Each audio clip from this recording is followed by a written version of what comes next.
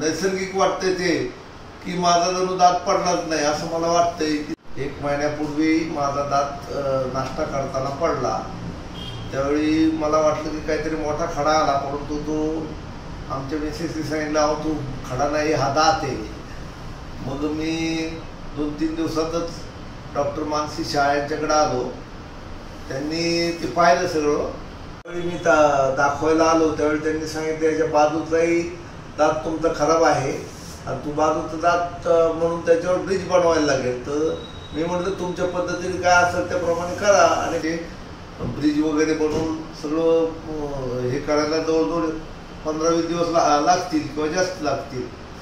त्याप्रमाणे मी त्यांनी जशी अपॉइंटमेंट दिली तशी मी आलो आणि सर्व दाताचं काम व्यवस्थित केलं, आणि आता इतकं नैसर्गिक वाटतंय ते की माझा जणू दात पडलाच नाही असं मला वाटतंय। इतकं चांगलं काम माझं झालं म्हणून मी अत्यंत समाधानी आहे। आता क्लिअर दिसतं अगदी।